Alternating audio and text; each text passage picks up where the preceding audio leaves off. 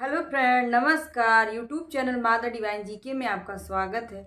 आज मैं आपको बताऊंगी सावन से संबंधित कुछ विशेष जानकारी के बारे में।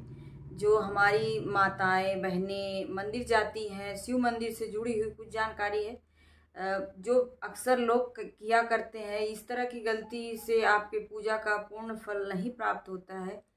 तो चलिए हम आपको बताते हैं कि कौन सी ऐसी गलती है जो हम अनजानवश किया करते हैं और उसका फल हमें नहीं मिल पाता, पूजा का पूरा फल हमें प्राप्त नहीं हो पाता है। तो इसी पर हम प्रकाश डालते हुए आपसे बात करते हैं कि आपको बताते हैं कि अगर इस तरह की गलती आप करते हैं तो आपकी पूजा का कोई भी फल आपको नहीं मिलता है। तो आप बताते हैं कि इस तरह की गलती से हमें सावधान रहना चाहिए, बचना चाहिए, जानकारी होना चाहिए। तो यदि आप पहली बार या मंदिर जा रहे हैं सुबह के टाइम में या शाम के टाइम में, कभी भी आप मंदिर जाते हैं तो मंदिर जाने के बाद सबसे पहले क्या करना चाहिए या आज आपको जान लीजिए। मंदिर जाने के बाद सबसे पहले आपको मंदिर की घंटी बजाना चाहिए। इससे भगवान के यहाँ ये पता चलता है कि आप वहाँ पर आप उनके चरणों में, उनके धाम में पहुँच चुके हैं। ये उनका मैसेज होता है। जैसे हम किसी के घर जाते हैं और दरवाजे की बेल बजाते हैं तो इससे ये पता चलता है कि यहाँ कोई आया है। उसी तरह से हम यदि मंदिर जाते हैं तो मंदिर में जाने के बाद सबसे पहले हमें घंटी बजाना चाहिए, फिर भगवान की पूजा स्टार्ट करनी चाहिए। जैसे मंदिर गए, उसके बाद मंदिर की घंटी बजाए, फिर जब पहला चरण हमारा पड़ता है मंदिर में तो पहली सीढ़ियों को हम प्रणाम करते हैं। उसके बाद ही भगवान के दरबार पहुँचते हैं, उनके मतलब गर्भगृह तक पहुँचते हैं।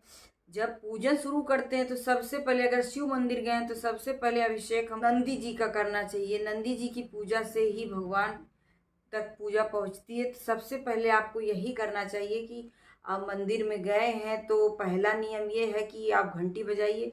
दूसरा नियम है कि आप नंदी महाराज पर जल अर्पण करिए।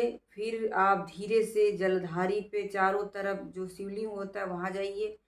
शिवलिंग के थोड़े थोड़े चारों तरफ आप ऐसे घुमा के जल डालिए। उसके बाद शिवलिंग पर जल अर्पण करना चाहिए। इससे आपको पूजा का पूरा फल प्राप्त होता है। इस तरह से जो लोग पूजन करते हैं उनके पूजा का पूरा फल उनको प्राप्त होता है। कि यदि आप मंदिर में जाके और कोई भी भोग सामग्री अर्पण करते हैं भोले बाबा को और वहाँ से मिष्ठान है कुछ भी है आपको नहीं लाना चाहिए, वहीं पर छोड़ आना चाहिए। आप नंदी महाराज को जो भोग लगाते हैं वो आप अपने साथ प्रसाद के रूप में घर ला सकते हैं।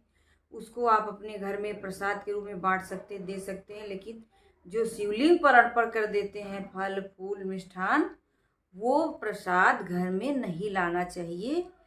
इससे नकारात्मक ऊर्जा साथ आती है, क्योंकि भोले बाबा एक तरह के मतलब उनके साथ नेगेटिव ऊर्जा होती है कहें तो। मतलब वो शमशान के निवासी भी होते हैं। तो शमशान में किस तरह की शक्तियाँ वास करती हैं, वो पूरी शक्तियाँ उनके साथ वास करती है। उस प्रसाद पे उनका भी अधिकार होता है। और इस तरह से यदि आप वो भोग अपने घर लाती हैं तो साथ में वो नेगेटिव ऊर्जा भी आती है, जिससे जो आपके लिए अच्छा नहीं होता है। तो आप वो प्रसाद न ला के आप नंदी महाराज के जो पास आप भोग अर्पण करती हैं उससे आप मिष्ठान और फल फूल जो भी पहले आप पूजन किया उसके बाद वो उठा लीजिए और उसको अब अपने घर ले आइए। हाँ, शिवलिंग से आप एक बेलपत्र उठाइए, उस पर चंदन रोली लगा के आप भोले बाबा को जब बेलपत्र अर्पण करें तो उस पर चंदन अवश्य लगाइए। चंदन लगा के जब आप इस तरह के उनकी पूजा में बेलपत्र को अर्पण करते हैं तो इससे ही पूजा का पूरा फल मिलता है। और वो बेलपत्र उठा के आप ले आइए अपने घर, अपने बच्चों को, अपने पति को इससे तिलक करिए। इससे उनकी आय में वृद्धि होगी, उनके सम्मान में वृद्धि होगी और बहुत सारी मतलब भगवान का आशीर्वाद उनको प्राप्त होता है। प्रसाद तो बिल्कुल नहीं लाना चाहिए। प्रसाद लाने से आपके जीवन में बहुत सारी दिक्कतें भी आ सकती हैं अनजानवश। और दूसरों को आप खाने दीजिए, बांट दीजिए, कुछ भी करिए, लेकिन आप जो नंदी महाराज को प्रसाद अर्पण करती वही ला सकती हैं। जब आप पूजन करके बाहर निकलती हैं तो आप एक बार मंदिर की तरफ जरूर मुड़कर देखिए और वहीं पर प्रणाम करिए। 2 मिनट ही सही पर बैठ के जरूर आइए। वहाँ की पॉजिटिव एनर्जी, सकारात्मक ऊर्जा आप अपने साथ लेके आइए।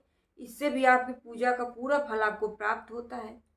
तो इस तरह से जब आप गलतियां नहीं करते हैं और पूजन सामग्री में भी आप जो भगवान को प्रिय फूल हैं, प्रिय फल हैं, उनको लेके जाती हैं, अर्पण करती हैं, जैसे धतूरा है, बेल है, और उनको पुष्प, केतकी का पुष्प तो उन्हें भगवान भोलेनाथ को कभी भी नहीं अर्पण करना चाहिए। इससे भी आपकी पूजा अधूरी मानी जाती है। भोलेनाथ बहुत क्रोधित हो जाते हैं, इससे भी आपको बचना चाहिए।